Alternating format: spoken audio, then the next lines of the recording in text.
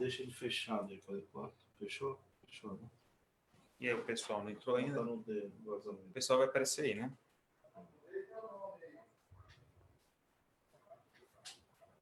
Eu dei meu nome já, tá? Tava aparecendo o meu nome. Ô, meu amigo.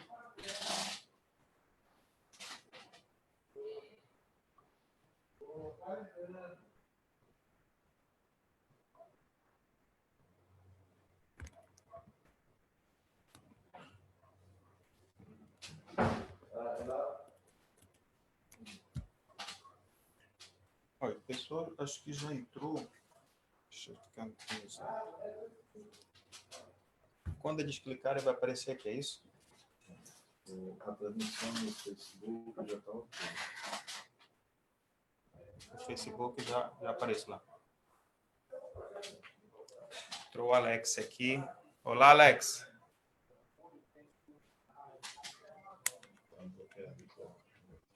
Onde é que eu vou aqui?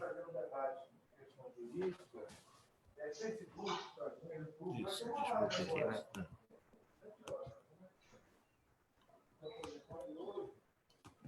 Tá bloqueado.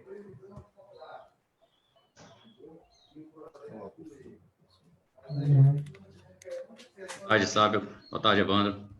Bora. Boa tarde, doutor Magno. Bora. Tudo bem, Alex? Tudo bem? Magno na área. Tudo bem, doutor Magno? Tudo bem? Tudo bem, tranquilo. Como é que tá o áudio aí para todo mundo? Tá tudo... Estou ouvindo bem. Beleza, tranquilo. Tá bom, vamos aguardar aqui. O Daniel também já confirmou aqui pelo WhatsApp. E ele deve estar entrando logo mais.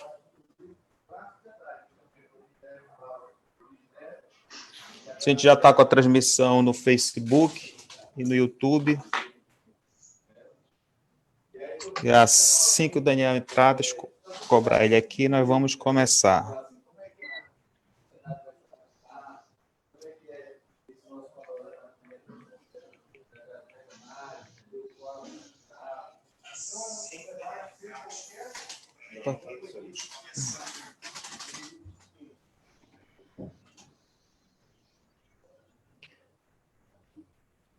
Falei com o Daniel mais cedo, ele perguntou para mim se, sabe, você vai de terno e gravata. Eu falei, não, estou há 3 meses sem usar terno e gravata, né, doutor Magno? Eu estava com essa dúvida também. Não, eu preciso de pelo menos um período de adaptação novamente. Com certeza. A gente voltar a esse normal aí. Vocês estão me ouvindo bem? Tá ótimo aqui. Tá Só bom. falta nosso amigo, deixa eu ver se ele respondeu aqui para a gente avançar.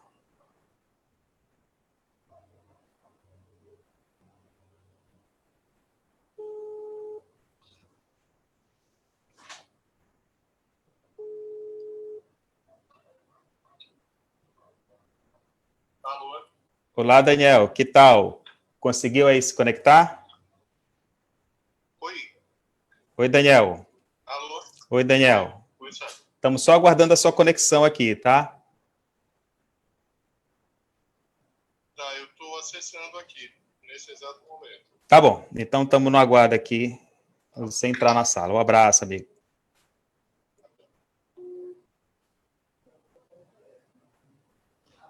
Receberam o brinde aí? Recebemos, obrigado. Gostei E muito já? da caneca. Olha aí.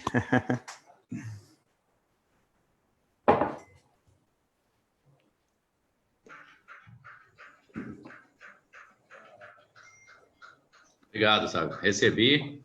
Eu quero te dizer que estava a tradição eu usar a minha canequinha do Remo, mas eu vim de azul escuro, entendeu? Para não cometer uma traição profunda com o meu grande clube. Mas pelo menos tá de azul marinho, né?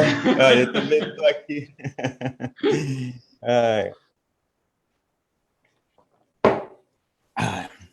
Falei que as lives que forem antes das 6 horas vai ser uma caneca, após as 6 horas vai ser uma taça de vinho. Né? Ou seja, as próximas que eu fizer vai ser sempre depois das 6. E vamos esticar essa live, então, até depois das 6. Boa. Tá aí, né? Tem que...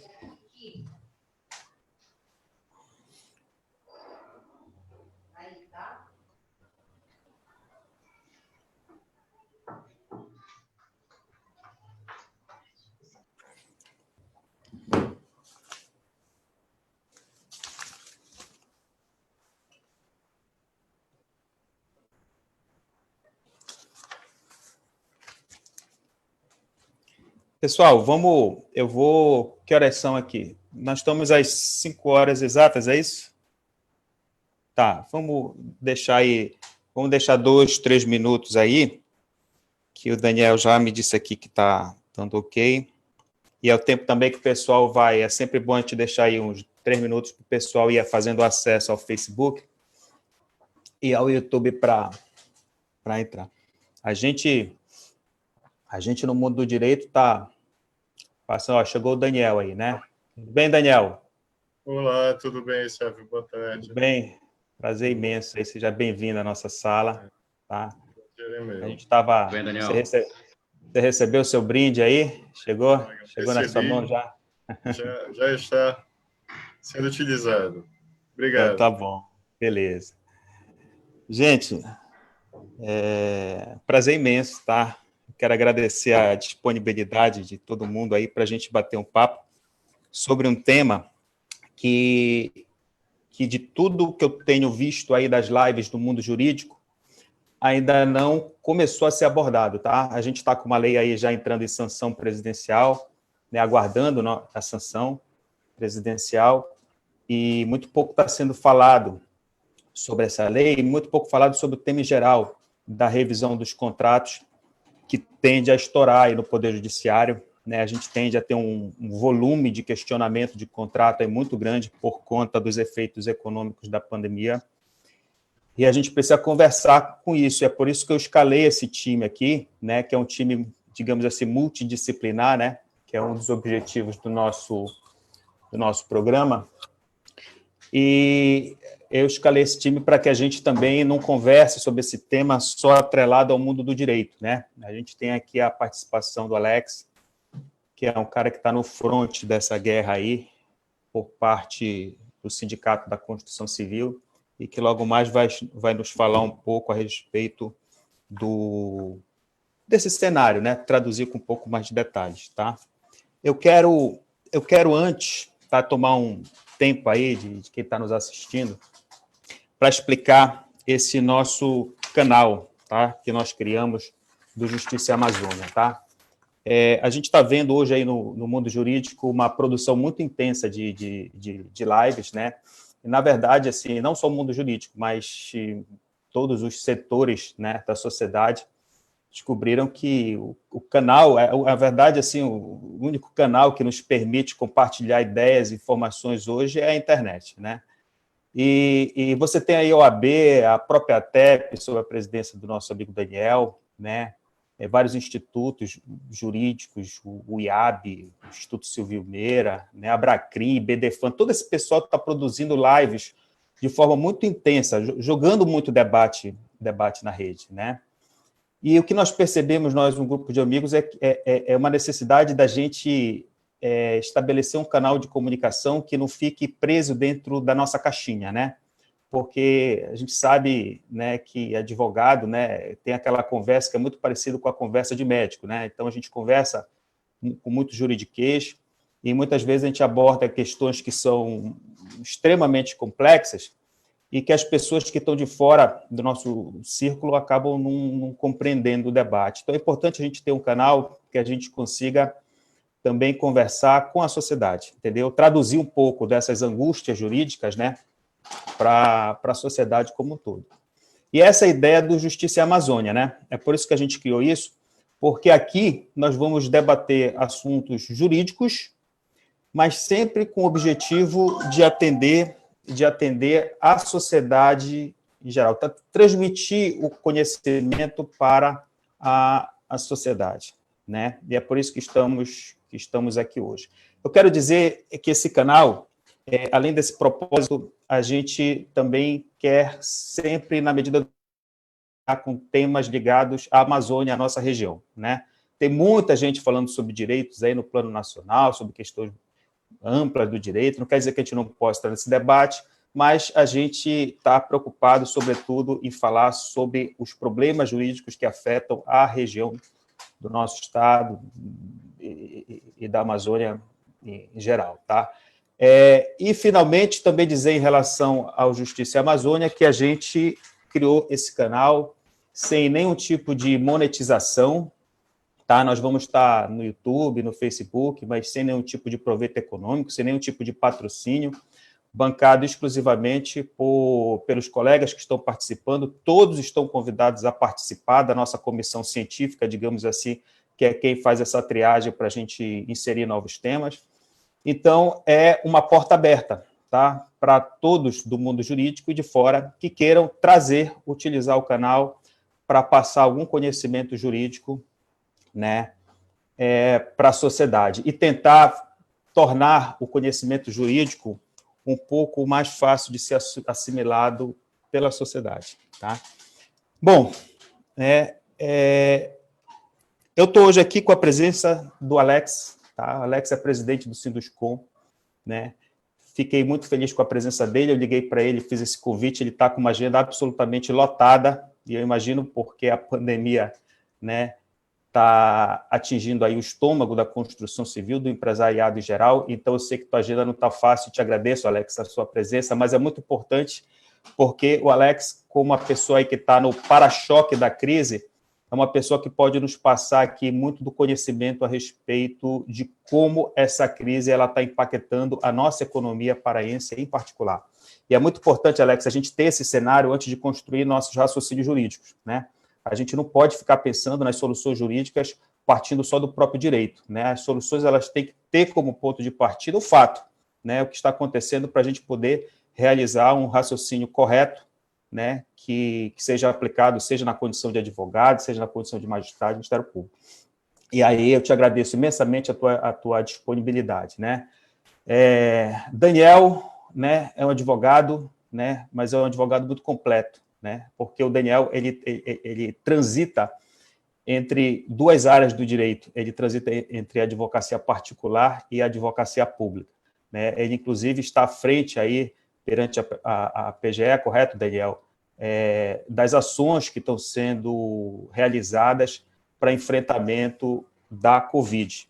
Então, somos uma equipe. Nós somos uma equipe, existem outros colegas que estão atuando, mas no início da pandemia, ou desde o início da pandemia, eu venho conduzindo a parte das questões e, posteriormente, esse quadro foi sendo ampliado, até porque as demandas se multiplicaram, mas nós temos hoje outros colegas que estão também no apoio. Perfeito. Então, assim, é muito importante isso, porque você está com essa visão bem holística mesmo, bem completa, do cenário jurídico, né, pela tua experiência de uma advocacia ampla, tá? Daniel é mestre em Direito, né, e está aqui nos honrando com a sua presença, com um pouco da sua experiência para a gente debater esses assuntos, tá? Magno Guedes, né, magistrado do nosso tribunal, é um magistrado que está na vanguarda aí do nosso poder jurisdicional, está extremamente respeitado, além de um magistrado, um acadêmico do direito, mestre, autor de um livro que fala muito profundamente a respeito de federalismo, correto, Magno? E, então, para a gente é um prestígio imenso, né, nesse momento aqui de abertura do nosso canal, estar com a sua presença para debater esse tema que está tão em voga no nosso cenário jurídico atual. Obrigado, e nós criamos aqui um roteiro para a gente abordar esse tema, e eu gostaria primeiro de ouvir o Alex, né, para que a gente possa partir dessa realidade que o Alex tem para nos mostrar a respeito da situação. Diga, Alex, para a gente o que é que você está sentindo em relação ao que está acontecendo, especificamente no nosso estado, e o que é que a gente pode esperar. Todo mundo sabe que tem uma crise, todo mundo sabe que essa crise ela tende a piorar, mas você tem uma visão muito mais detalhada do que está acontecendo, e é importante você passar isso para a gente. Com a palavra, Alex. Sábio, primeiramente, uma honra muito grande, né? Foi uma surpresa e, de igual tamanho, uma honra estar aqui falando na companhia do Dr. Magno, juiz de direito, doutor Daniel, meu amigo Daniel, procurador do Estado, e está falando nesse canal, né, Amazônia, Justiça e Amazônia, e confesso a vocês, e também queria saudar o Evandro, claro, amigo Evandro, e confesso a vocês que foi muito interessante receber esse convite, porque o primeiro impacto foi me sentir um estranho no ninho. Mas fazer uma reflexão, e eu te ouvindo agora nas preliminares, tem tudo a ver essa aproximação, tem tudo a ver esse diálogo. Eu acho que o Brasil, o Estado, a sociedade nunca será tão demandada, será tão importante esse compartilhamento de ideias, esse compartilhamento de soluções, um impacto que ele é muito forte e ele é sistêmico. Ele não é um impacto no setor da construção civil, ele não é um impacto no comércio, ele não é um impacto no ambulante, ele não é um impacto, ele é na magistratura, nos tribunais, no serviço público, é um impacto geral, generalizado. E o que se vê ao longo do enfrentamento são duas correntes, das quais eu tenho lançado um pouquinho os meus olhares. Uma corrente de uma lamentável politização da questão, etc., que não é aqui o objetivo da conversa, mas ela existe. Mas também uma corrente muito forte de união, uma corrente muito forte de buscar um equilíbrio num momento muito tênue, de total desequilíbrio, que vai pelo olhar da saúde, confrontando com a necessidade econômica. Então, juntar isso aí, né, para que haja um olhar único e uma necessidade de entender que um problema ele não pode ser tratado de forma isolada, de modo que ele traga outros problemas ou algum outro problema, se torna imprescindível. E o que mais eu tenho percebido ao longo desses já 70 dias que nós estamos atravessando esse momento dificílimo, é que a grande maioria das pessoas tem se manifestado com esse sentimento. E nunca fui um grande estudioso da história humana e tudo, mas é perceptível que todas as nações que, durante enfrentamento de momentos extremamente difíceis, usaram-se da união para que pudessem se reerguer. Então, eu acredito muito em ideias como essa deste canal, de buscar aproximar polos que, mesmo que estejam segmentados, têm um objetivo comum.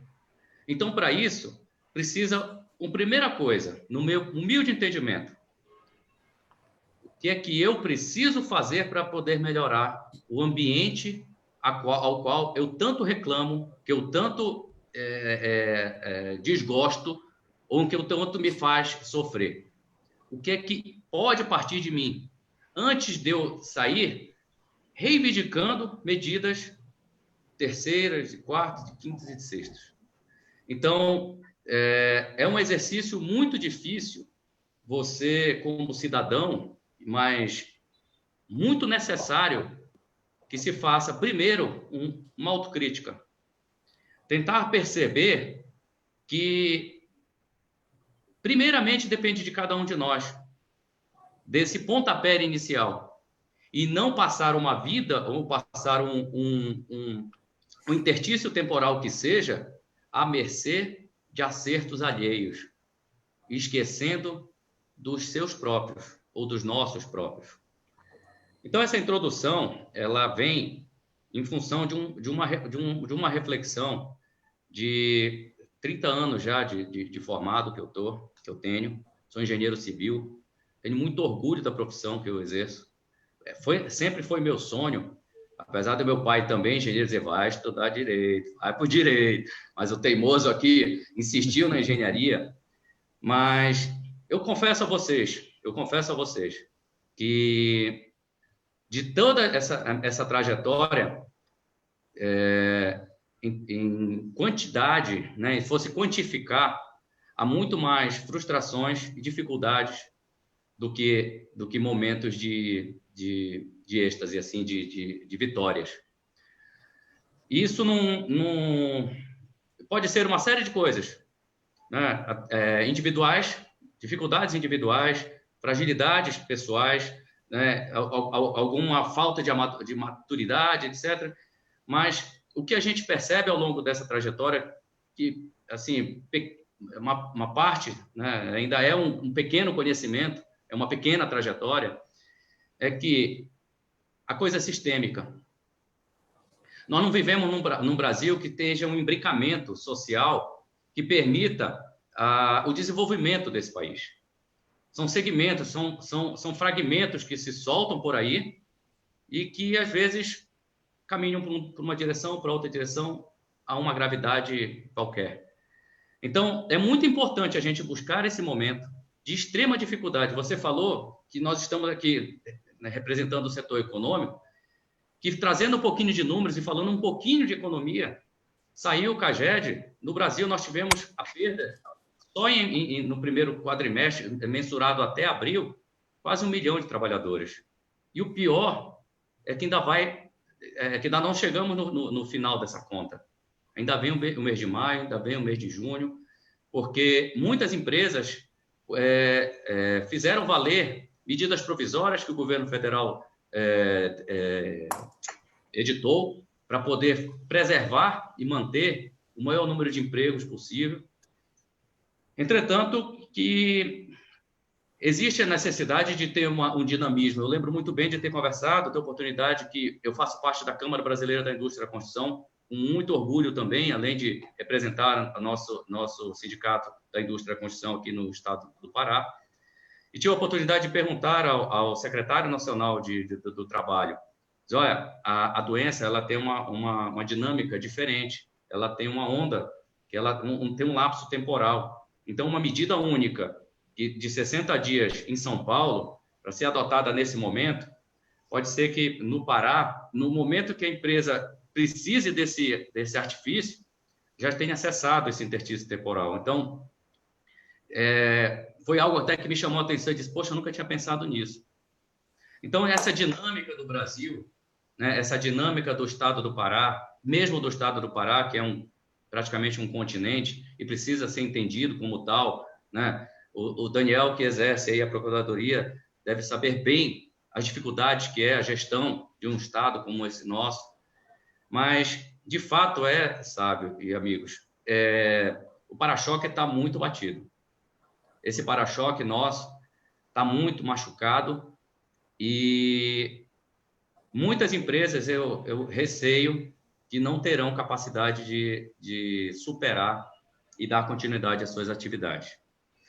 E quando a gente fala em empresas, às vezes, em alguns meios é entendido como um empresário está se lamentando da perda do seu capital, da perda do seu status, da perda da sua vida social, etc. O que muitos não conseguem entender da responsabilidade dos empresários que fazem valer, no bom sentido da palavra, né, do valor de empresariar, da dificuldade de empreender, é a responsabilidade por diversos, centenas, às vezes milhares de pessoas que dependem daquele trabalho, daquele emprego, daquela manutenção da empresa viva como elemento de sobrevivência nas suas famílias. A lida sindical trouxe para a minha vida elementos que eu me sinto muito feliz e honrado. Sinto muito honrado, foi um presente mesmo de Deus, de conseguir entender que o coletivo ele é muito mais importante que o individual. Talvez se eu tivesse entendido isso antes, eu teria jogado melhor basquete, que meu irmão joga tão bem.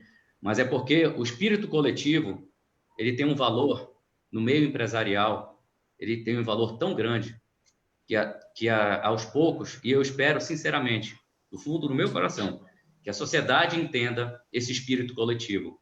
E não só o meio empresarial entenda, o meio jurídico entenda, o meio do serviço público. Então, essa integração, quanto menos antagonismo nós tivermos, de forma muito transparente, divergir, nós vamos divergir sempre. Quer dizer, também, sempre também não, mas haverá divergências. Agora, a busca da convergência, ela tem que ser incessante. E, para isso, o desprendimento de cada um de nós. O desprendimento de que eu não tenho mais virtudes do que o outro. E vice-versa. Parece uma retórica, mas eu sinceramente, Sávio, diante dos números que a gente vê da economia, diante dos números dos impactos, né, primeiramente, não podemos deixar de falar do número de pessoas acometidas desse vírus, do grau avassalador do contágio, do avanço do contágio dessa doença e da forma como ela impactou a vida e o comportamento das pessoas. Para, a partir disso, pensarmos nos números da economia, que não são menos ou mais importantes, são tão graves quanto. E por isso que esta iniciativa que aqui me honra de participar, para mim, ela é fundamental para que haja essa sinergia, não de acolhimento de dores, mas de solidariedade para buscar elementos que estejam distorcidos, encarar essa necessidade de transpor essas dificuldades que estejam postas, revisões na legislação, me perdoem, revisões em interpretações e revisões de condutas também. Por que eu digo isso? Se nós formos trazer por um exemplo prático, como qualquer outro exemplo, desde uma conta de energia, desde uma conta de um aluguel, até mesmo a compra de um imóvel, que é a área que nos atinge. Se o cliente perder a capacidade, pelas regras atuais de distrato, estas regras estariam de acordo com os anseios do cliente e do vendedor, do incorporador, isso vai criar alguma quebra, algum desequilíbrio, quer seja para o lado que for, o desequilíbrio ele não é saudável. Então, nós precisaríamos ter um conceito muito transparente sobre a real hipossuficiência e sobre a real possibilidade de flexibilizações. Para que aí sim a gente possa tratar os contratos. Citei o segmento de incorporação, mas tem a de N contratos públicos em vigor, que serão impactados de igual maneira, novos prazos, novas necessidades, muitas das vezes onerosas, diante de um cenário calamitoso e catastrófico de contas públicas. Então, para que a gente não consiga, não tenha, sem querer me alongar muito, se já estiver ultrapassado o meu tempo, sabe? Mas só fica à vontade, pode prosseguir. Se nós não tivermos esse desprendimento de buscar aquilo que for possível e com muita transparência e solidariedade, dificilmente nós teremos êxito nos impactos que já estão sendo causados por essa terrível pandemia.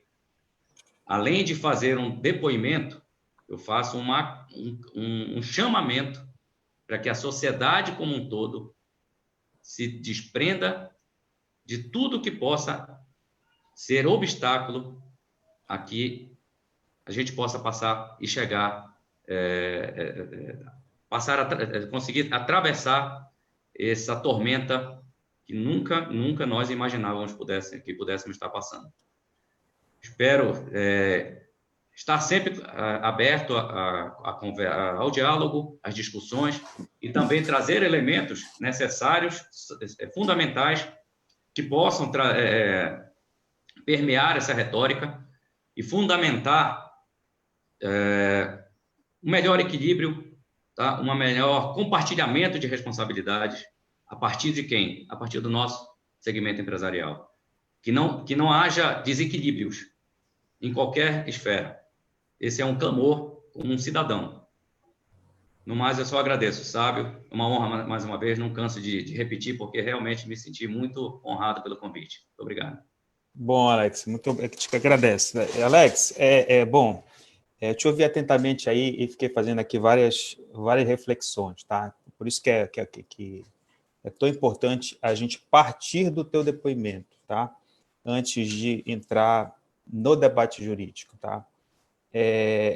A gente não pode deixar aqui de registrar, antes de fazer qualquer comentário jurídico, tá?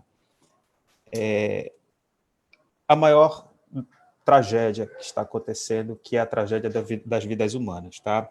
Hoje, às 13 horas da tarde, a CESP anunciou 2.715 mortes de Covid do estado do Pará, tá?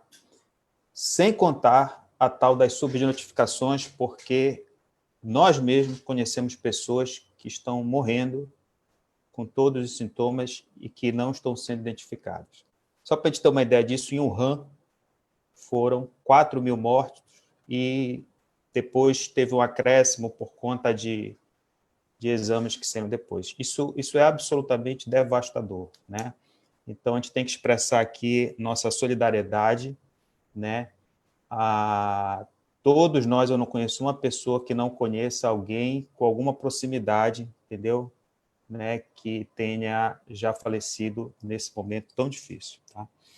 E além disso, não bastasse esse sacrifício de vidas humanas, todo esse problema correlato, né, à pandemia, que é o problema jurídico, o problema empresarial. Alex, você estava fazendo os seus comentários aqui, e eu fisguei algumas questões muito importantes. Você falou em esforço colaborativo, né, mostrando que a gente está diante de uma situação de muitas perdas, né, e que, para administrar essas perdas, a gente não pode ter gente querendo sair ganhando, né?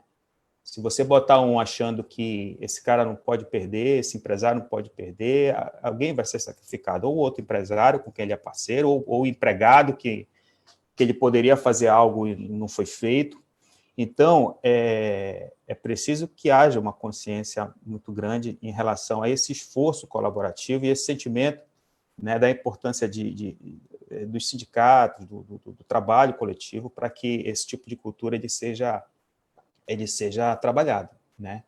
E para você ver assim como isso tem uma conexão direta com o mundo jurídico, né? Porque nós temos, né, no direito ferramentas para resolver problemas sociais, né? O direito é feito para isso, é feito para regulamentar a nossa vida e feito para resolver a vida das pessoas quando elas não se entendem, né? Você não precisa do direito para se entender com alguém. Se você se entende, você pode estar sofrendo até um prejuízo, mas esquece advogado, esquece juiz, eu vou lá, converso olho a olho e resolvo o meu assunto, que é sempre a melhor solução, né? Mas quando essa solução não vem espontaneamente, não vem através de um esforço colaborativo, você tem que procurar algum amparo, e o amparo que existe no Estado de Direito é a lei, né?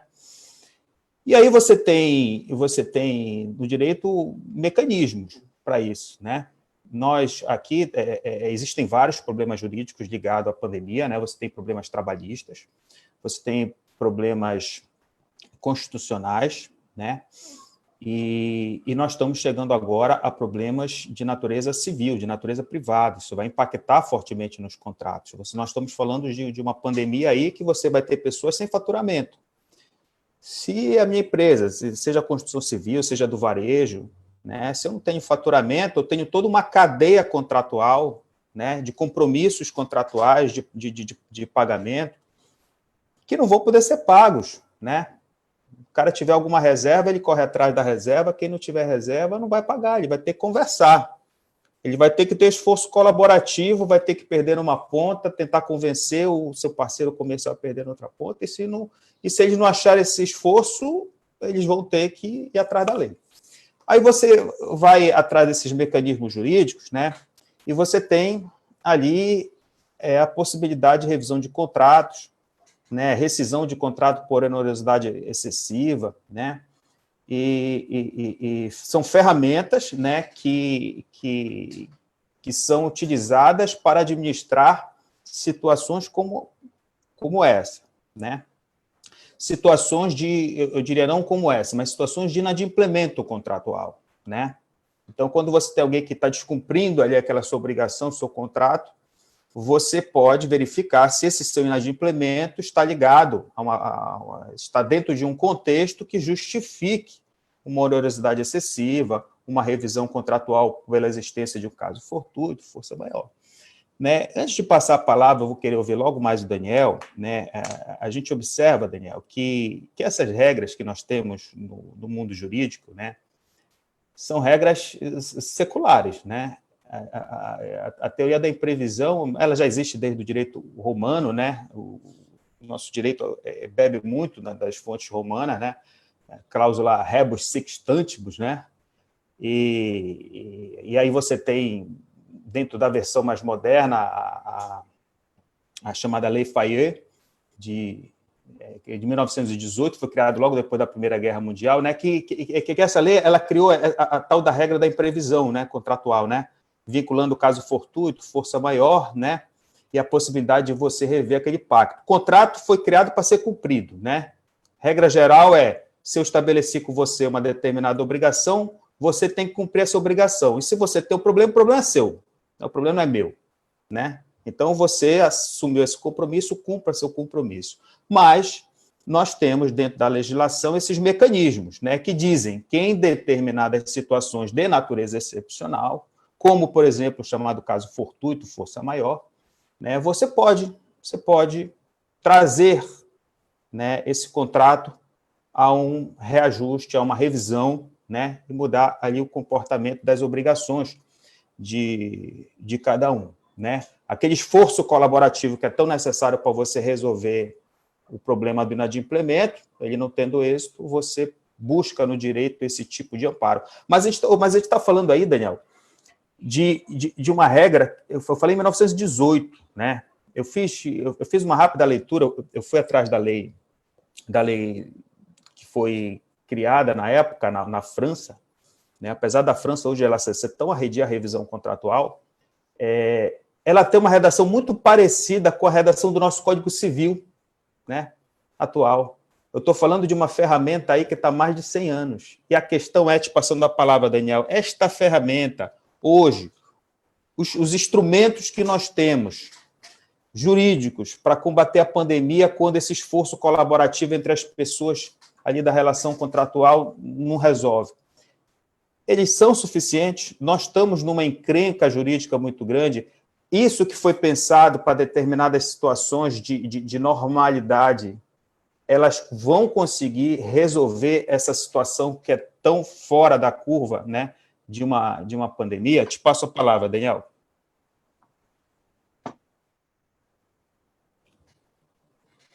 Eu acho que está... Eu estava no mute aqui, já retirei. Salve, eu inicio agradecendo pelo convite e faço minhas as palavras do Alex. Eu acho que a ideia do canal é muito importante, até justamente para fomentar o debate local, para fomentar o debate de problemas que tocam com a nossa região.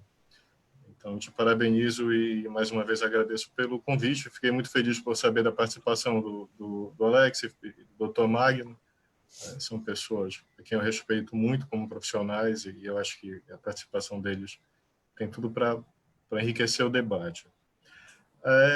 Depois das colocações do Alex, eu até fico tentado a começar a minha fala, o espaço que foi reservado a mim, fazendo algumas ponderações sobre a atuação do Estado, mas eu posso deixar isso para o final, quem sabe. Como o foco é a disciplina das relações privadas durante o período da pandemia, e considerando o direcionamento que tu fizeste, o questionamento que tu fizeste, eu acho que, sim, o nosso Código Civil, o Código Civil de 2002, ele é todo construído em cima da noção de socialidade. Isso é uma base que o próprio Miguel Reale sempre enfatizava e que foi muito cara na concepção do Código Civil em vigor. A teoria da onerosidade excessiva veio sofrendo uma depuração pelo tempo. E sempre que o instituto jurídico, o direito é resultado da experiência, é um resultado da cultura. E sempre que você tem a depuração de um determinado instituto pelo tempo, e esse instituto não é descartado ou superado, eu tenho para mim que isso é um bom indicativo de que aquele instituto possui a eficácia para responder a problemas que são apresentados ao aplicador.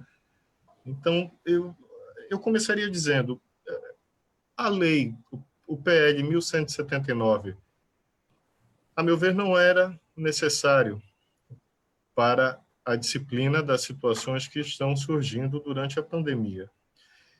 Eu acho que, por uma questão cultural, o brasileiro ele gosta muito de norma, ele gosta muito da lei posta.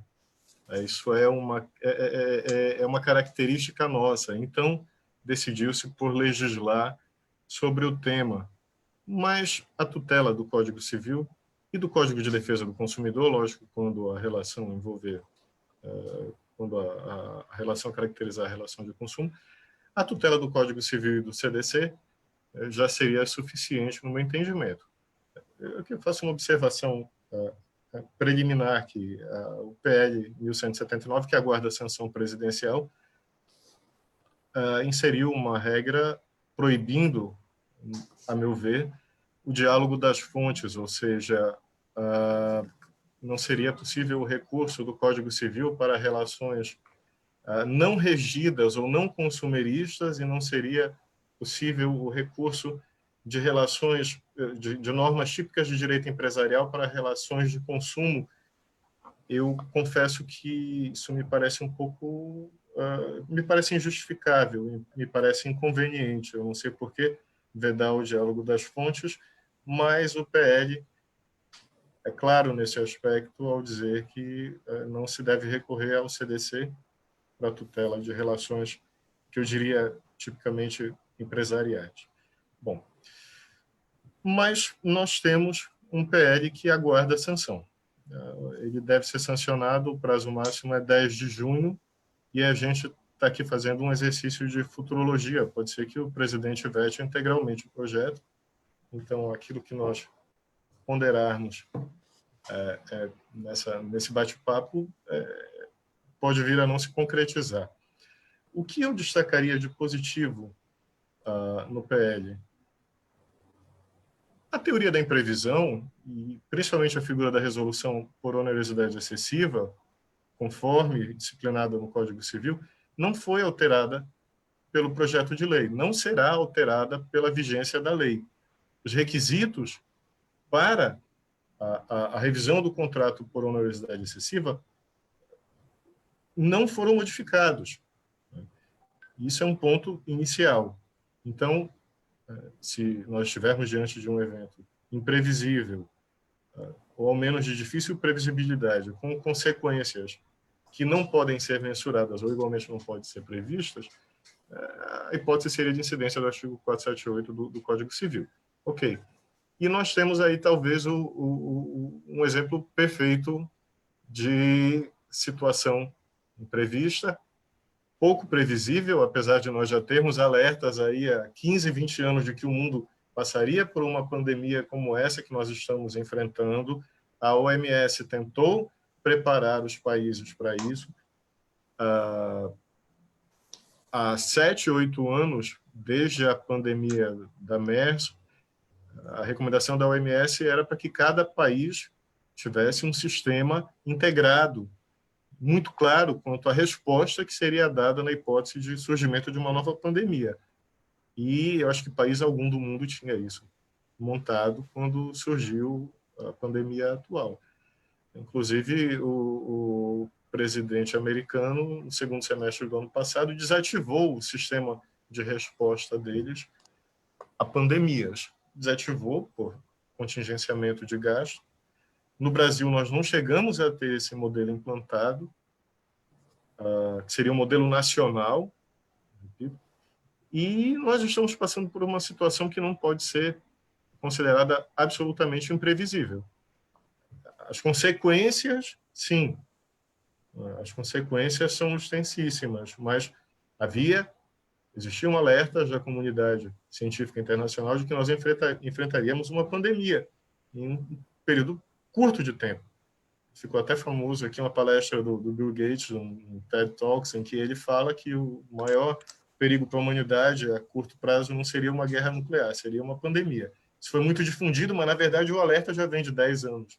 Antes da palestra do Bill Gates, ninguém observou. Eu acho que, daqui por diante, alguns temas como biossegurança vão se tornar temas muito em voga. Você não vai conseguir mais viajar sem que você tenha, eventualmente, alguma comprovação de imunidade, você vai ser testado no teu país de destino. Em algumas situações, essa testagem vai se dar internamente no trânsito dentro do próprio país. Então, a pandemia era uma realidade que se avizinhava, mas não se imaginava que a extensão seria essa. Nós temos visto muita comparação da pandemia do novo coronavírus com a gripe espanhola. A gripe espanhola matou muito mais gente e tinha uma letalidade muito maior. Mas a gripe espanhola, até pelas características do transporte da época, ela acabou, por assim dizer, ela apareceu em alguns locais, desapareceu, e em outros ela persistiu por 1 ou 2 anos. O Brasil enfrentou um surto de gripe espanhola que foi relativamente breve, enquanto ela se arrastou pela Europa, pela América do Norte durante 1 ou 2 anos. Bom, então nós temos um evento que eu chamaria de evento perfeito para a incidência da teoria da imprevisão. Ainda que houvesse alerta quanto à proximidade de uma pandemia, quanto à possibilidade de uma pandemia, e eu acho que nunca é demais frisar que praticamente todos os anos surge algum vírus na região da Ásia, em especial, e esse vírus tem potencial, ano após ano, mais ou menos na mesma época, de produzir uma pandemia. Não se sabia ou não se tinha noção da extensão da epidemia do SARS-CoV-2. E aí entram algumas características do vírus, né, que eu acho que não cabe aqui ficar discutindo, mas ele tem um índice de transmissibilidade muito alto. Existiam dúvidas, será que ele vai se aclimatar? Em clima quente, esse vírus vai se desenvolver? Ele se desenvolveu, tanto que nós temos os exemplos de Belém e de Manaus, que são referidos, inclusive estudados no mundo todo. Mas nós temos um evento com consequências funestas, e essas consequências atingem as relações jurídicas de direito privado. A hipótese de incidência da teoria da imprevisão. Qual é a utilidade do PL 1179? No meu entendimento, esse PL tem duas principais funções. A primeira função, ele diz antecipadamente, ou ele antecipa que algumas situações não podem ser consideradas para fins de aplicação da teoria da imprevisão durante o período da pandemia. Quais são essas situações? Aumento da inflação, variação cambial, desvalorização ou substituição do padrão monetário. Nada disso vai poder ser invocado nas relações jurídicas não consumeristas, porque o PL ressalva o Código de Defesa do Consumidor. Na relação entre empresários, não se vai poder invocar algum desses acontecimentos para fins de incidência da teoria da imprevisão. Então, se daqui a alguns meses nós tivermos um período inflacionário, como aquele que nós vivenciamos na década de 80, uma hiperinflação, se a economia continuar afundando, que eu acredito que não continuará, pelo menos não nessa intensidade, a hiperinflação não vai poder ser invocada para fins de revisão do contrato. A desvalorização do real frente ao dólar, outro exemplo, isso também não vai poder ser invocado pelo empresário para fins de incidência da teoria da imprevisão. Essa questão da variação cambial... Daniel, eu acho que você já ia responder, mas eu vou perguntar. Talvez você já fosse sua resposta. A gente está falando aqui da PL e você está se referindo especificamente ao artigo 7º, correto? Perfeito. Ao artigo 7º, Esse artigo 7º diz assim, ó, não se consideram fatos imprevisíveis para fins exclusivos dos artigos 478, 479, 4680, que trata a teoria da imprevisão, aumento da inflação, a variação cambial, a desvalorização ou substituição do padrão monetário. Perfeito. Isso aqui me incomodou, e eu quero passar esse incômodo aí para a tua reflexão, né, para saber a tua opinião. Eu tô diante de uma lei, né, do senador Antônio Anastasia, de uma lei para enfrentar uma pandemia, para inventar um problema de inadimplemento contratual no contexto de revisionismo contratual, correto? Mas tenho uma lei que, a meu ver, na minha leitura, restritiva. Restritiva, ela está excluindo. Ela exclui algumas situações, mas eu diria que nesse caso... A pergunta é, não caberia ao judiciário fazer essa exclusão? Porque eu não consegui compreender por que essa exclusão, assim, exclui por quê? Essa exclusão prévia. Essa exclusão prévia. Sim. A gente não está no momento de abrir a porta e não de fechar? Pois é, sabe o que acontece aqui? O PL ele apenas incorporou a jurisprudência do STJ nas duas situações principais em que se discutiu a teoria da imprevisão aqui no Brasil em tempos recentes, eu diria pós-Constituição de 88. Períodos inflacionários exacerbados e a desvalorização do dólar que ocorreu na virada dos anos 90 para os anos 2000. Qual foi o entendimento do STJ ao final? Olha, ambos os eventos produziram efeitos de maneira uniforme. Quando o dólar desvalorizou, isso acabou atingindo, é lógico, o exportador pode ser atingido de uma forma distinta se você comparar com o importador, nessa variação do dólar. Mas isso é algo que afeta, por assim dizer, toda a sociedade. Então, nesse caso da desvalorização do dólar, e também com relação à inflação, isso atinge a todos. Assim como o empresário vai ter, com a inflação, um impacto nos seus custos, o consumidor vai ter um impacto no seu poder aquisitivo, e por aí vai. Então, esse é o entendimento do STJ, que já foi consolidado nessas duas situações, e o PL apenas incluiu algo que o Superior Tribunal de Justiça já tinha decidido reiteradas vezes. Eu não vejo aí um problema maior, até porque nós podemos pensar em inúmeras outras situações que vão justificar, sim, a revisão dos contratos. Por exemplo, e aí, para mim, o principal exemplo que me vem à cabeça, a queda de faturamento de uma empresa. Não importa qual é a inflação daquele período, não importa como é que está a taxa do dólar, se a empresa demonstrar que está enfrentando queda de faturamento, e que isso decorre da pandemia, ela vai obter a revisão do contrato. Então, eu penso que o PL, nesse passo, ele apenas antecipou, ele positivou situações que já estão consolidadas na jurisprudência do STJ, e o entendimento que subjaz a isso são situações que atingem de maneira uniforme a toda a sociedade, a todos. Então, isso tem que ser suportado por todos. Entendi, Daniel. Estou te ouvindo falar aí sobre a questão basicamente dizendo que o projeto de lei, né, obviamente, ele não afasta a aplicação da teoria da imprevisão, salvo esta hipótese, né, que gera uma certa controvérsia aí. Acabei de ouvir a tua opinião, né, mas a teoria da imprevisão continua como a mãe salvadora, digamos assim, né? Ela é que vai ser a mãe acolhedora das pessoas que estão em crise, com os seus contratos aí estourados, né, e descumprimento, né?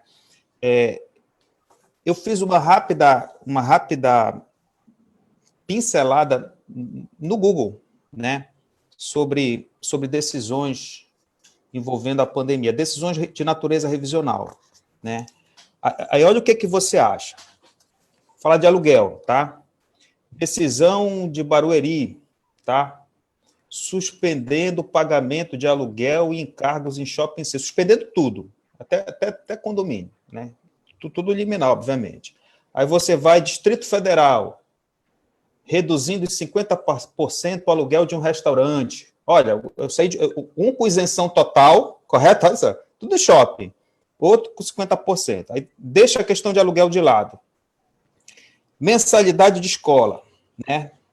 A gente vai achar que Rio de Janeiro, né? Redução de 50% da mensalidade dos alunos da Escola de Medicina Estácio de Sá, né?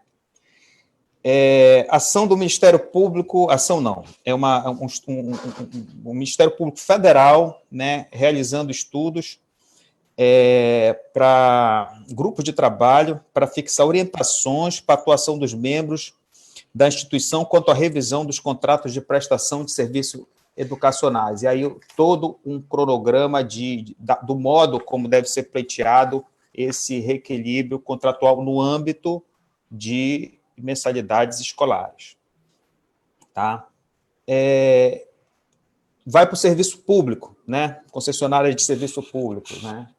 Decisão suspendendo o pagamento de energia elétrica porque, em shopping center, porque o shopping center geralmente compra energia elétrica por pacote, né? Creio que seja assim, você não fica pagando ali com o medidor, eu vou consumir no mínimo tanto, já paga aquele pacote. Só que ninguém está usando energia, né? Está tudo apagado, tudo desligado, ar-condicionado desligado. Como é que eu vou pagar esse pacote? Né? Participam do mercado, a aquisição da energia. Então, aí você pega ainda no âmbito assim, de serviços essenciais, de eliminar em telefonia, impedindo rescisão do contrato de telefonia no período da pandemia. Eu estou colocando isso, assim, que eu queria ouvir a tua opinião, porque, para mim, qual é a preocupação, porque isso vai casar um pouco com o que o Alex falou no início, entendeu? Que é a questão da previsibilidade. A gente está com um problema, assim, grave, eu acho que quem está fora do mundo do direito está com duas preocupações. Primeiro, a crise, né? Primeiro, a crise. O cara está sem dinheiro, está com o contrato vencido, está sem faturamento. E segundo, ele não tem previsibilidade quanto a soluções jurídicas. Eu acabei de falar um cenário aqui, um cenário de várias decisões de setores diferentes, muito diferentes. Um isenta completamente o aluguel, outro isenta 50%, né? Então, isso transmite uma certa angústia, né, para quem está fora do mundo jurídico. O advogado está trabalhando, correto? A gente está ali fazendo nosso trabalho. O juiz está ali fazendo o trabalho, está decidindo. Mas o que está muito claro para mim é que quem está fora, quem está dependendo do direito, está diante de um quadro de imprevisibilidade muito grande, né? E aí eu queria saber qual a tua visão em relação a essa imprevisibilidade, assim, e se tem, assim, onde é que nós vamos parar ou tentar amenizá-la, ao menos, né? Com a palavra. Bom, eu gosto muito agora não vou lembrar quem usou a metáfora de que essa pandemia é uma pane com um avião em pleno voo, em altitude de cruzeiro, e a gente está tentando consertar durante o voo. É o problema da aeronave.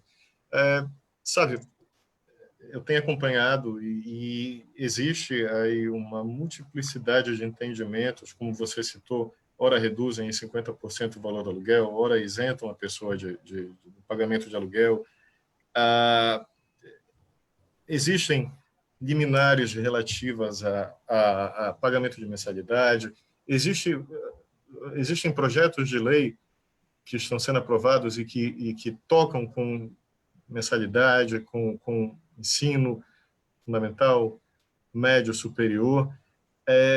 Isso traz uma certa ruptura no nosso modelo, porque qual é o modelo? E é um modelo que, até com a recente lei que trata da liberdade econômica, qual é o modelo que, em tese, vem sendo seguido no Brasil? Você prestigia o conteúdo contratual.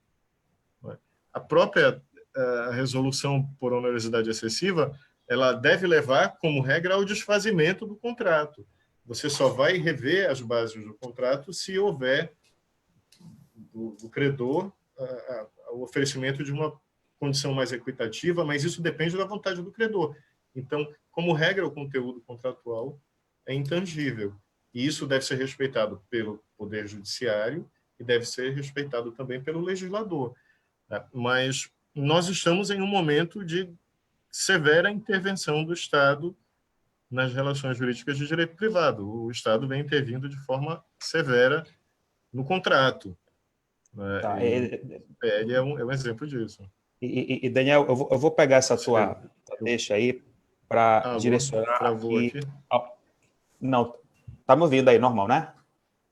Então. Agora retomou. Tá. Eu vou pegar essa tua deixa aqui para fazer o direcionamento aqui ao Magno, tá? Você tocou num ponto aí que é importante, que é a lei da liberdade econômica, tá? Magno, fazer aqui a minha reflexão para te passar a palavra com uma reflexão, tá? Que são as questões que estão me deixando incomodado juridicamente nesse contexto jurídico das relações privadas na pandemia. Daniel falou uma coisa muito importante, que a gente está vivendo um momento, eu diria até um momento jurisdicional, de prestigiar mais a vontade das partes, né? É o que a gente chama do pacta sunt servanda, né? Na veia ali. Isso não vem, e não vou atrelar isso à questão de liberalismo do governo atual, porque isso já vinha desde antes, né? Se você for observar, a minha experiência assim mostra que nos últimos 10, até 15 anos para cá, cada vez mais as ações revisionais perderam força. Eu vou dar 2 exemplos. As ações revisionais perderam força drasticamente no âmbito do direito bancário, tá? As ações revisionais que você entrava, pedia juros, o STJ praticamente passou uma régua lá, disse que a taxa de juros é estabelecido com liberdade, você só vai rever se você provar que tem uma grande discrepância. Contrato de plano de saúde, isso de uma certa forma também, as ações revisionais perderam muita força, por força de consolidação lá de entendimentos superiores e afunilou, né, essa possibilidade. Você, assim, há um sentimento, né, de quem está na prática do mundo jurídico, do contencioso, de que a força da vontade das partes acaba prevalecendo, né? Então, você assinou o contrato, você não assinou, não quis assinar, né? Se você quis assinar, assuma a responsabilidade com sua palavra. Seu problema é seu problema, né? Se você, tem um problema particular, tem um problema. Você assinou, quis assinar. Esse clima, que eu estou falando de uma forma muito geral, é um clima que ele vinha se instalando, assim, na minha visão, né, no comportamento jurídico como um todo. E aí aparece a pandemia, parece que tu está numa estrada ali andando, né, aumentando a velocidade, e aí ainda chegou a lei da liberdade econômica, né, como disse o Daniel, reforçando ainda mais a vontade das partes, que é importante dizer isso, porque essa lei ela tem uma forte conotação de prestigiar o pacto contratual e, de uma certa forma, impedir a revisão. Aí você está nessa estrada ali que você está cada vez aumentando a velocidade neste sentido. E aparece a pandemia. Aí parece assim, que você olha para a pandemia, você tem que pisar no freio, dar um cavalo de pau e dizer: preciso de intervenção nos contratos. Preciso que as coisas sejam analisadas, né? Então, a gente está vivendo, eu acho que no âmbito das relações privadas, esse momento do cavalo de pau. Se nós vamos abrir mais, né, ser mais sensíveis, sair mais desse culto à vontade das partes, né, para poder ser mais permissivos em relação à revisão do contrato, ou não, né? Ou não. E aí nós temos também um projeto de lei, né, que surgiu em tese com esse objetivo de dar amparo ao revisionismo contratual tão necessário diante desse cenário. E aí eu lhe pergunto, como ficaremos, né, nesse cenário, diante dessa realidade anterior e a realidade que hoje nós estamos nos deparando, né? Como nós vamos nos comportar e de que forma esse projeto de lei nos ajuda ou nos atrapalha nisso? Inicialmente, boa noite a todos. É uma honra participar desse canal Justiça e Amazônia, de debate local, considerando que, enquanto amazônidas, nós temos uma realidade muito própria, não só climática, populacional. Devemos lembrar que nós temos índios, temos locais extremamente inacessíveis, e prestar minhas homenagens aqui ao Dr. Sávio, Alex e Daniel, pelo debate de alto nível travado. E quanto ao momento que vivemos, vivemos uma crise de 4 naturezas, facilmente observáveis. Primeiramente, natureza sanitária, temos uma crise de saúde de extensão mundial, com reflexos na economia e afetando ainda mais a polarização política, que não é de hoje. Por último, temos uma crise de natureza jurídica, que nós já sabemos aí, com forte impacto no mundo do trabalho. Temos mais de 1 milhão de desempregados já. Uma crise de natureza eleitoral. Como é que nós vamos fazer uma eleição com as datas previstas na Constituição em meio a uma pandemia? Como é que vai se fazer um comício sem uma aglomeração? E de natureza também familiar, societária e contratual, que é o que trata o PL hoje em debate. A gente vê, em relação a essa natureza contratual, o intervencionismo estatal facilmente. Eu li um artigo outro dia do ex-presidente Fernando Henrique Cardoso, em que ele dizia que em épocas de crise todos somos keynesianos. Caracteriza muito bem o momento. Um momento de forte intervenção estatal. Intervenção essa na área contratual e, o que é mais perigoso, na esfera das liberdades individuais.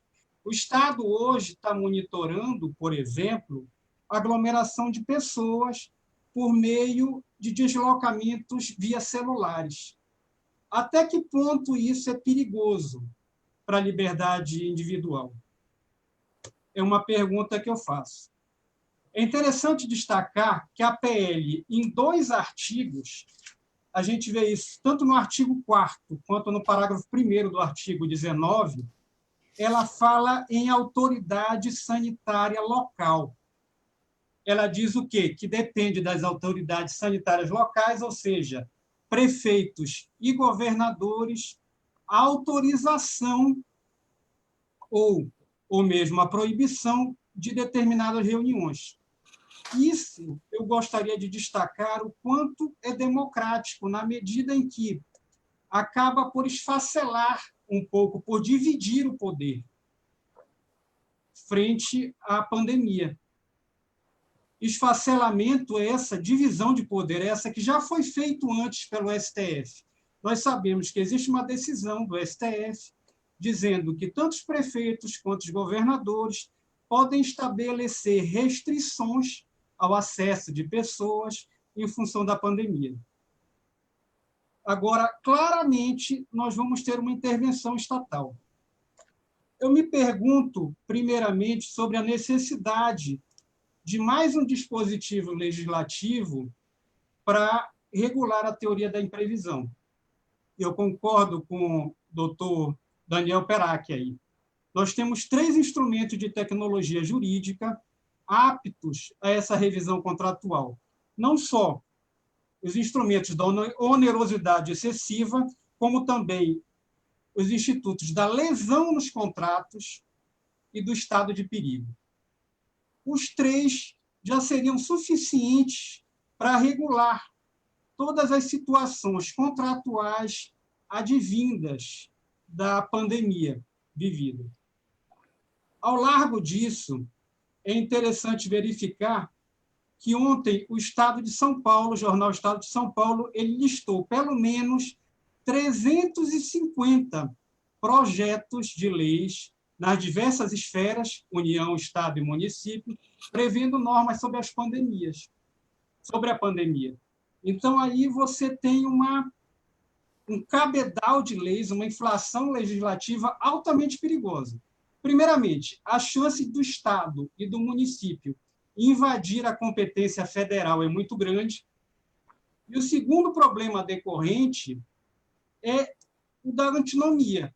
Você ter várias normas regulando o mesmo assunto sem saber qual delas aplicá-la. O que se deve destacar sobre o PL 1179? Primeiramente, é uma norma de natureza excepcional. Perdão, é uma norma de natureza temporária. Ela vale tão somente entre 20 de março de 2020, data em que foi promulgado o Decreto Legislativo número 6, que declarou o estado de calamidade no país, até o dia 30 de outubro. Portanto, nós temos uma legislação aí que ela é aplicada apenas no interstício temporal, sem revogar ou alterar outras legislações que também tratam de relações privadas, como o Código Civil e o Código de Defesa do Consumidor.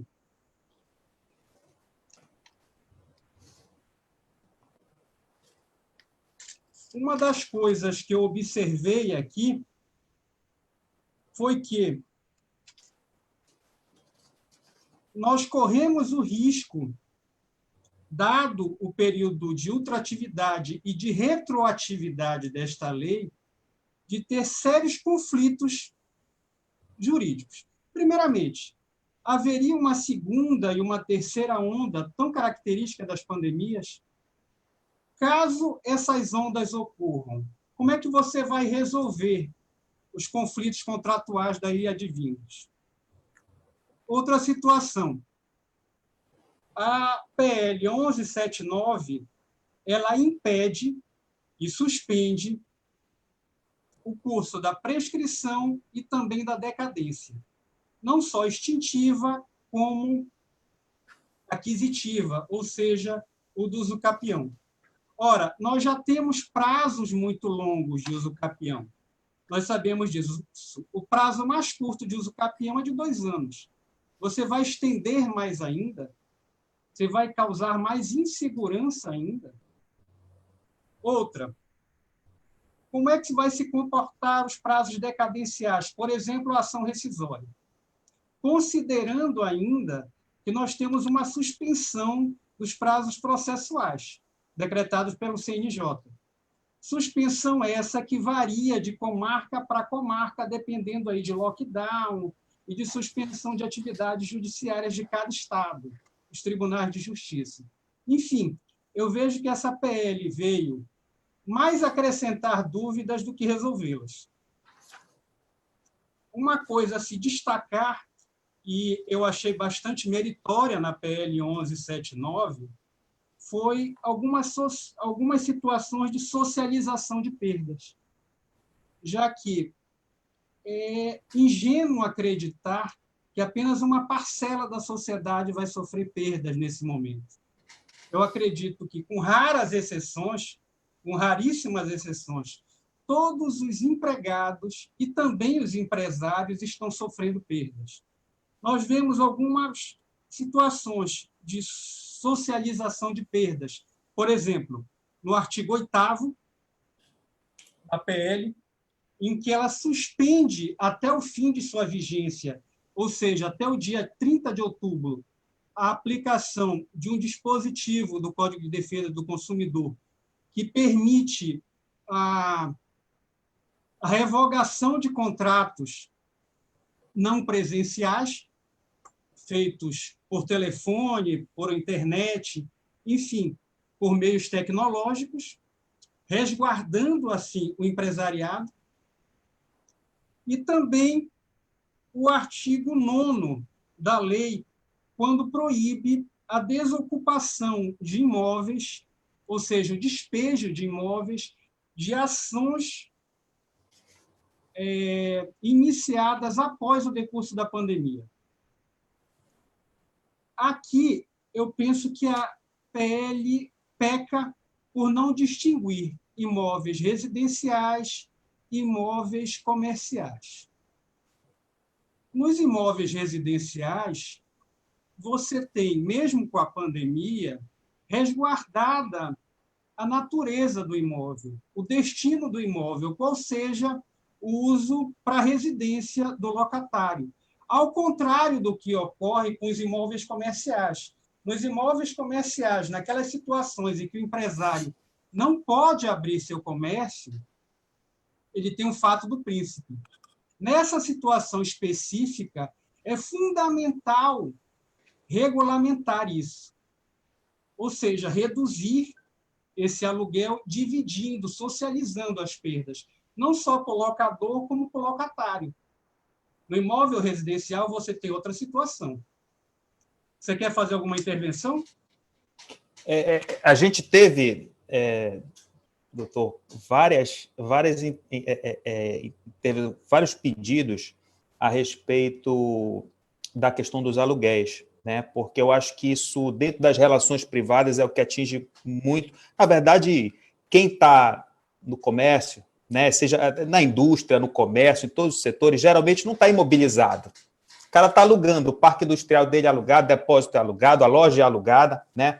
Pouca gente trabalha com imobilizado, né? E você está colocando aí que o projeto de lei ele está apenas vetando a possibilidade de despejo liminar durante o período. Exatamente. Né? De resto, é a velha mãezona da teoria da imprevisão, não é isso? Caso a caso, não perdemos a chance de ir um pouco além, não seria isso? É interessante a gente estabelecer aqui que não se pode falar, como já alertou o doutor Daniel Perac, que a pandemia seja imprevisível. Nós já tivemos, durante a história, inúmeras pandemias, inúmeras epidemias. A mais próxima aí é a gripe espanhola. Nós tivemos também a peste bubônica, a peste negra durante a Idade Média. Enfim, as epidemias são fatos da natureza. São fatos que vão e vêm e provavelmente teremos outras pandemias no futuro. É fundamental ver aí a pandemia enquanto evento irresistível, enquanto evento que, embora seja previsível, você não pode resistir a ele, você não tem como evitá-lo. Nesse contexto, a revisão judicial do contrato é fundamental. E é fundamental que o judiciário visualize o quê? Situação por situação. Nós temos, no âmbito comercial, por exemplo, empresas que vivem de delivery, empresas que vivem de entrega em domicílio. Algumas dessas empresas podem, eventualmente, ter aumentado seus lucros. Vamos imaginar, hoje, as vendas via internet foram dinamizadas. Será que é correto reduzir o aluguel de uma empresa que venda exclusivamente pela internet? Ela teve a venda fomentada durante esse período? No mesmo pensamento, será que é correto manter o aluguel ou zerar o aluguel de uma empresa, de uma loja, de um shopping? Lembrando que o shopping também teve despesas aí para manutenção, o shopping tem segurança, ainda que haja redução do consumo de energia, mas ele também teve algum tipo de gasto de energia, de água, enfim. Será que é correto aí zerar este condomínio, esse pagamento de aluguel, e não apenas reduzir em determinada frequência? Da mesma forma, seria correto, no âmbito escolar, zerar o pagamento de mensalidades, já que a escola continua tendo despesas com empregados, com energia, com tributação, com IPTU, por exemplo, com ISS. Enfim, são situações que devem ser visualizadas caso a caso, e eu não vejo outra forma de fazer isso que não por intermédio do judiciário. Essa sua reflexão aqui, eu acho que vai no ponto assim, dá maior dúvida das pessoas em geral, que é o seguinte, as perguntas que têm que chegar da gente, antes mesmo da nossa live aqui, é a seguinte: o que vai acontecer com a mensalidade escolar? As pessoas estão esperando uma legislação que possa dar uma resposta precisa, se vão pagar menos, mais, ou quanto vão pagar menos, o que vai acontecer com o meu aluguel. E a grande mensagem que tem para se dar, né, pela sua reflexão e pelo que a PL trouxe, é de que a solução é caso a caso, correto? Então, tem a situação de quem sofreu mais, de quem sofreu menos, tem a situação de quem ganhou dinheiro e talvez queira se aproveitar do judiciário para querer rever situações que não admitem revisão, mas dizer que teve crise quando não teve. Então, acho que é importante transmitir dentro dessa reflexão, da sua reflexão, que hoje esses grandes setores contratuais, como seja energia elétrica, aluguel, mensalidade escolar, eles serão resolvidos caso a caso, né? Dentro de uma regra geral de previsão, não é isso? É fundamental. Ou seja, vai tudo para o judiciário, né? Vai tudo para o judiciário. Essa produção legislativa excessiva que a gente está tendo agora, eu acredito que vai aumentar ainda mais as dúvidas. Como eu já falei, o Estadão listou pelo menos 350 projetos legislativos. E em cada estado, cada município, você vai ter uma legislação diferente, boa parte dela possivelmente invadindo competência legislativa de outros membros federados, para o judiciário decidir. O que é fundamental, que eu penso, é socializar as perdas, já que todo mundo, ou pelo menos quase todo mundo, em maior ou menor grau, está sofrendo algum tipo de prejuízo. Prejuízo de natureza econômica, prejuízo social e prejuízo sanitário, todos nós estamos sofrendo. Sem falar no prejuízo psicológico causado pelas perdas de pessoas queridas e pelo pânico, pelo medo de sair, pela destruição da vida social, enfim. Doutor, dentro desse mesmo contexto, tá? Porque aí quando a gente chega a essa conclusão de que as questões vão ser resolvidas caso a caso, nós vamos bater na questão da previsibilidade, né? E numa preocupação que vai bater no empresariado, vai nas pessoas gerais, não, porque as pessoas, tem gente que não está conseguindo pagar seu aluguel com pessoa física, né? E pode entrar para tentar rever o contrato. Você vai ter, aí você desemboca tudo para o judiciário ali, né? E o judiciário vai tomar decisões, vai resolver de acordo com o caso a caso, com a análise que o juiz vai fazer naquela situação. Aí, imagina, pega o aluguel do shopping, aí está o lojista aqui, o João, que entrou com a ação, reduziu 50%. Aí o José reduziu 70%, ou pegou uma isenção, né? Duas soluções diferentes para quem está na mesma situação, e isso é muito difícil de você evitar, porque você não vai conseguir, o magistrado tem autonomia, né? Você coloca a situação na cabeça do doutor Magno, ele vai pensar que o justo é 50%, bota na cabeça do seu colega que tem outra vara, ele pode chegar a um outro desquebrando, outro convencimento. E aí você imagina os dois conversando ali, né? Dizendo assim, mas o meu, eu tive sorte, eu ganhei mais, você teve, né? E aí você cai naquela discussão de que, mas a justiça parece uma loteria, tu botar aqui, se teu processo for para ali, tu ganha mais, se for para ali, tu ganha menos. A gente tem um problema que eu acho que a pandemia vai trazer, e esse volume de ações revisionais vão trazer, que é um problema de previsibilidade, né? Nós temos uma barreira no STJ, né?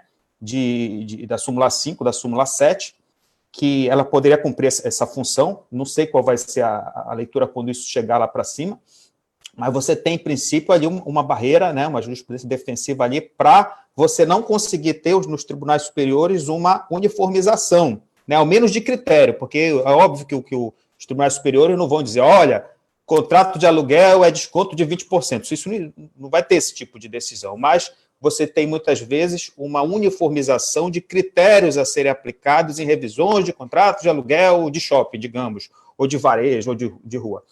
E você tem essa barreira. Só um minuto. Eu tenho uma loja no shopping e vendo sapato.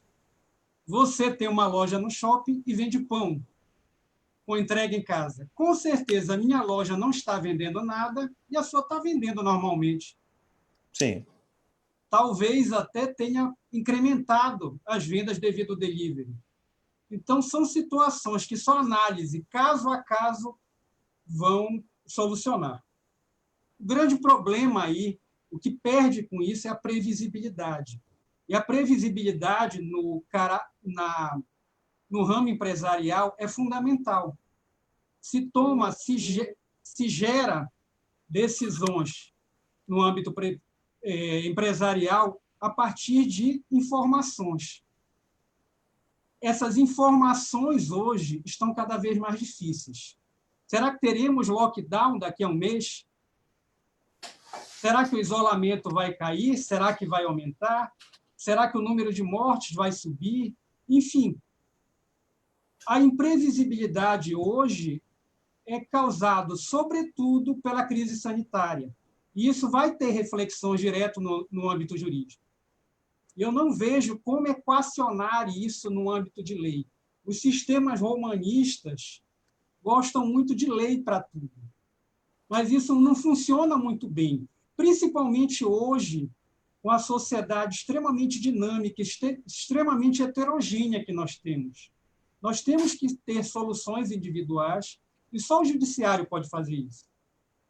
E, doutor... O lado negativo disso é o congestionamento do judiciário. Nós estamos tendo hoje um número de demandas cada vez maior, com prejuízo à celeridade processual.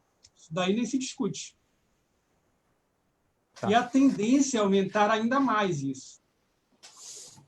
Perfeito. Doutor Magno, são 6 horas e 20 minutos aqui. Eu vou fazer só uma pergunta final aqui, bem direta, neste mesmo ponto da previsibilidade, a gente passa para as considerações finais de todo mundo.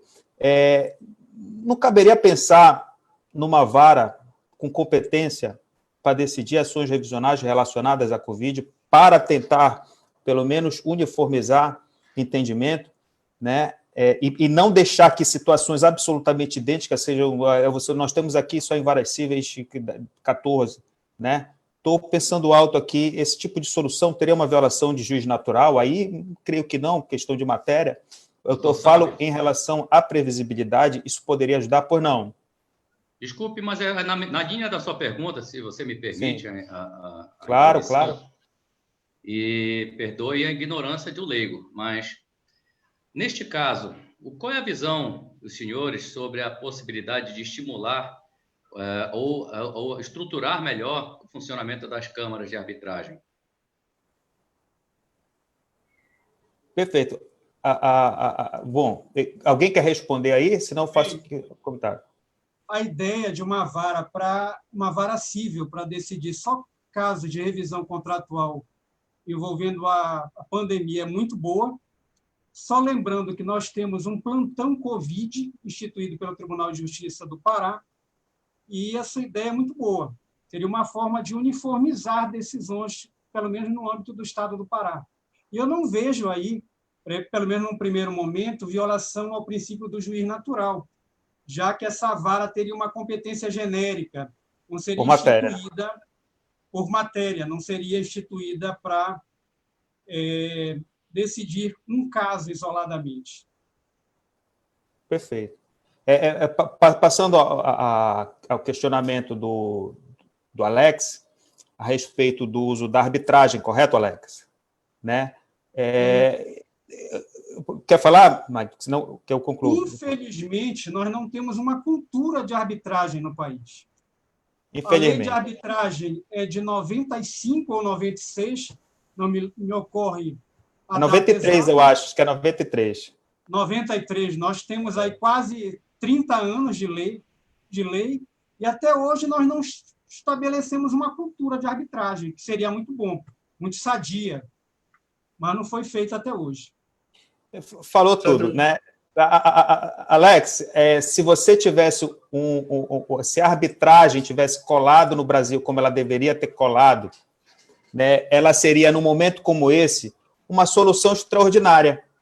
Um órgão, né, de solução de conflitos muito mais célere, muito mais objetivo, muito mais racionalizado, né, para as pessoas pegarem as suas discussões contratuais, botar ali e resolver dentro de um prazo mais previsível de tempo, né, porque a justiça, a gente sabe que o tempo da justiça é um tempo que ninguém tem como ter noção, depende de onde o teu processo vai, que vara vai, para que câmara vai. Então, seria uma solução excepcional, né, com um único problema, ratificando o que o doutor Magno colocou em todos os termos. Infelizmente, né, se eu recebo meus clientes aqui no escritório, eles querem fazer um contrato, e eu tento levar eles para submeter qualquer discussão desse contrato a uma corte arbitral, eles têm medo. Eles têm medo. Você tem, inclusive, câmaras arbitrais no país com muita confiabilidade, é importante que se diga isso, tá? Eu sei que no Sul você tem câmaras muito mais fortes, você tem grandes contratos, né, de grandes empresas que são submetidos à corte arbitral, tá? Em patamares elevadíssimos de valor, mas eu digo assim, para o corriqueiro, para a relação contratual média, geral, o uso da arbitragem, ela não tem colado, né? E digo isso pela experiência diária do contato com os próprios clientes, né? Por mais que você queira, mas para que corte eu vou? Que corte é essa? Que tipo de influência tem nessa corte? Ela é confiável, né? Eu já tenho medo da justiça, eu tenho mais medo da corte, né? Porque menos na justiça eu sei que pode ter uma curva errada ali, mas eu sei que tem muita curva certa e que ela funciona. Então, há esse sentimento, infelizmente, se nós tivéssemos, né, isso reforça a necessidade de nós procurarmos no país, a meu ver, soluções alternativas de conflito. Depender só do judiciário, o doutor Magno está aqui, né? Ele é uma pessoa e ele tem um estoque de processos que não cabe na mão do magistrado, a gente sabe disso, todo mundo sabe que está ao lado da justiça, sabe que nós temos um estoque de ações e não tem gente suficiente para resolver, né? Então, o caminho é esse. Infelizmente, nós não temos essa solução hoje, né? Sobretudo no nosso estado, eu diria, né? Eu só queria fazer rapidamente, sabe, uma observação aqui, pegando o gancho de ambos, esse seria o momento ideal para que as pessoas tentassem resolver os seus problemas, não apenas buscando a arbitragem, mas através de mediação, ou mesmo com diálogo. Se você tem um problema com mensalidade do colégio do teu filho, reúne outras pessoas, outros pais, e tente negociar com a diretoria da escola. Isso é outra questão cultural do brasileiro. A gente espera que o Estado intervenha, a gente espera a lei, e depois a gente busca o poder judiciário. A gente espera que o Estado determine que as pessoas fiquem em casa, que se baixe decreto. Enquanto isso, a pessoa não faz aquilo que deve fazer. Ora, está documentado que se eu ficar em casa, eu estou evitando, se eu estiver infectado, contagiar outras pessoas. As pessoas não ficam em casa. Então, eu acho que esse é o momento para que a gente reflita sobre a nossa função na sociedade.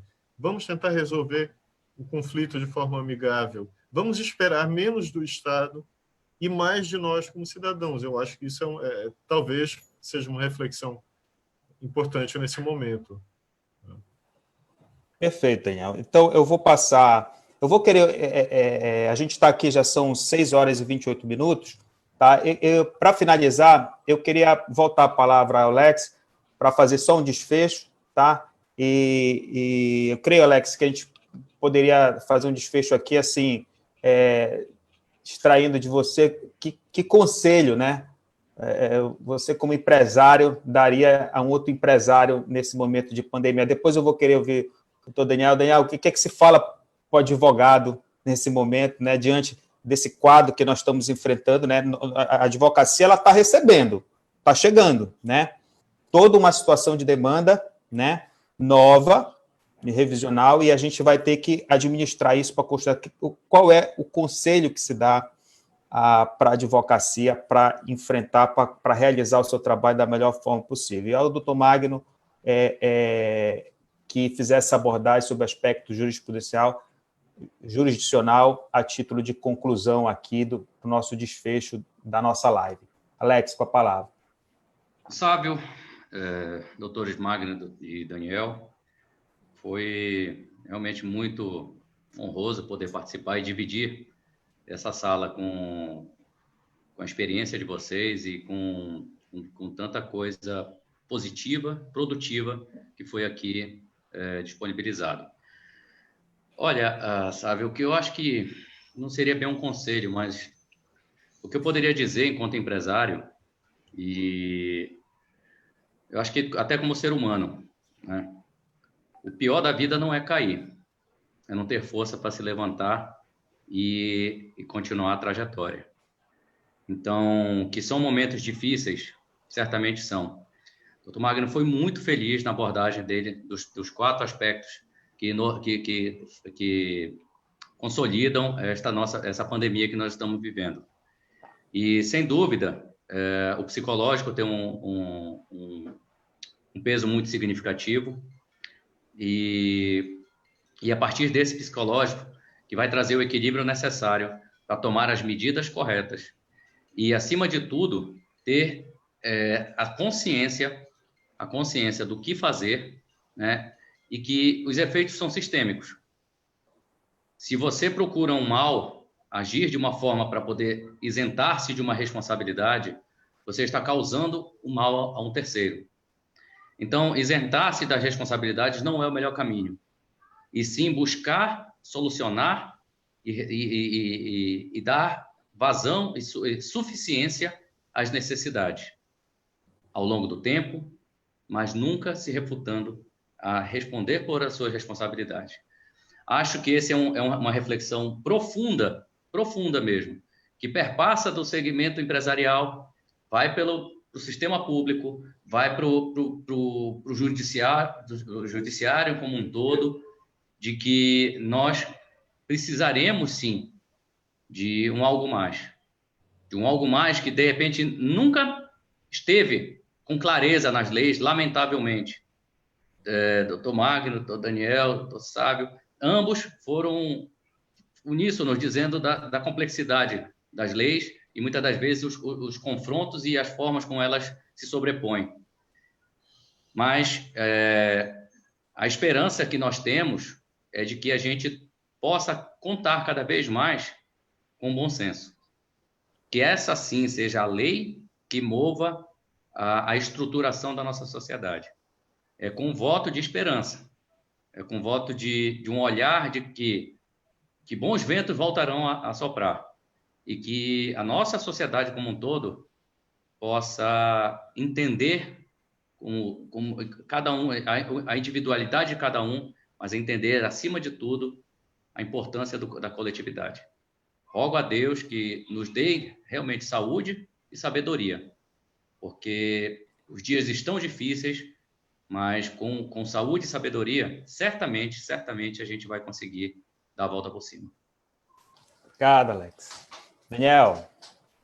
Olha, Sávio, eu nesse momento eu estou aqui com o dashboard da CESPA, que é público, com os dados da evolução da pandemia no Estado, e o recado que eu dou é um recado de esperança e de otimismo, porque nós estamos longe de superar, em definitivo, o problema, mas eu acho que já se tornou público e notório que, pelo menos na região metropolitana de Belém, nós estamos reduzindo as taxas de contágio, nós estamos reduzindo de forma significativa os números de novos casos dia a dia.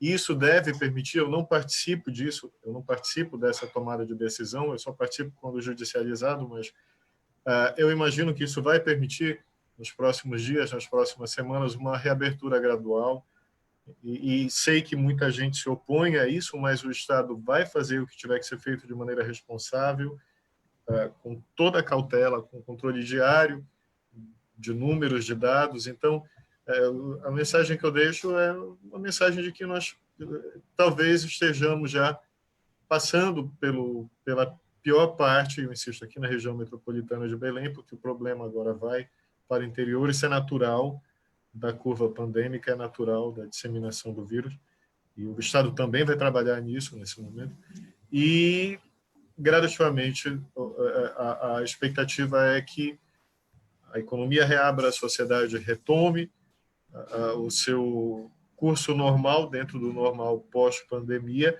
mas isso tudo vai depender muito de nós, porque nós vamos ter que manter distanciamento social, nós vamos ter que manter a consciência de que se nós simplesmente amanhã pensarmos que está tudo bem, que o problema passou, isso vai se refletir aqui no dashboard, o número de infectados dia a dia vai aumentar, e isso vai levar a novas medidas de restrição, a novas medidas de fechamento da economia. Então, vai depender basicamente de cada um de nós aqui por diante. Eu acho que isso que o advogado tem que passar para o cliente dele. Palavra de esperança, tentar resolver qualquer questão que surja nesse momento de forma amigável, se não for possível judicializar, e mostrando a consequência da pandemia para a vida econômica daquela empresa, ou daquela pessoa. Aí a gente vai ter que deixar nas mãos do Poder Judiciário para que se consiga uma solução. Muito obrigado. Seria isso. Muito obrigado. Então, Magno. Gostaria de lembrar que, neste momento, é fundamental a união da sociedade, a responsabilização individual de cada um, a responsabilidade individual de cada um, para que não seja um veículo de contágio. Lembrando que a chance de uma segunda e terceira onda da pandemia é concreta, já ocorreu em outras situações, e a necessidade de sempre buscar uma conciliação entre as partes de um contrato, visando evitar uma demanda judicial, que nós sabemos que nunca é fácil, é custosa e costuma ser lenta. E eu queria agradecer, por último, a oportunidade, mais uma vez, de estar aqui debatendo esse tema tão relevante. Obrigado, Magno. Avisos finais e tal, antes do nosso encerramento. Primeiro, todos estão convidados, caso tenham interesse, em produzir um material relacionado ao assunto, ou também outros materiais, se quiserem futuramente, para publicar no nosso canal, tá? Nós mostramos a nossa logo, né? Tá certo aí? Dá para ver, né? Do Justiça e Amazônia, tá? E quero dizer novamente, esse canal é um canal aberto, não é um canal do Sábio. Eu quero fazer aqui o agradecimento aos idealizadores, que é o Daniel Cruz, presidente da TEP, tá? O Daniel, na verdade, ele é o cara que mais incentivou isso aí, porque o Daniel ele tem um problema que eu digo que é de ideia fixa. Então, quando ele bota uma coisa, amigo, ele não vai te deixar dormir até a coisa acontecer. E ele ficou ali insistindo e nós criamos esse formato. Tá aí é o meu sócio-irmão, Evandro Costa, tá? Que me deu todo o apoio, porque não dá para a gente organizar isso tudo aí sozinho, tá bom? Mas dizendo, este canal é um canal aberto. Então, se a magistratura, doutor Magno, quiser discutir, né, algum assunto e ter um contato maior com a sociedade, não for assunto de consumo interno, que geralmente é feito através das lives próprias das associações, da MEP, tem esse canal, entendeu? Quem quiser sentar na cadeira de anfitrião, é só nos avisar, Sávio. Pô, eu quero fazer uma live, quero fazer no teu canal, porque eu quero conversar com a sociedade, quero traduzir um assunto, fale com a gente, é absolutamente aberto, não tem patrocínio, não tem monetização, e é um grande prazer para a gente, entendeu? O futuro é esse, tá? O futuro da comunicação jurídica não vai ser tão cedo que nós vamos voltar para congressos, para reuniões, então nós vamos ter que compartilhar o conhecimento jurídico, nossas ideias, por esse tipo de canais aqui e outros grandes canais que estão fazendo esse trabalho, tá bom? Fica o convite a todos e, mais uma vez, em nome do Justiça e Amazônia, o meu agradecimento, tá bom? Uma boa noite a todos. Até mais. E a nossos espectadores. Até mais, gente. Tchau, tchau. Obrigado. Boa noite. Boa noite. Boa noite. Até mais. Boa noite.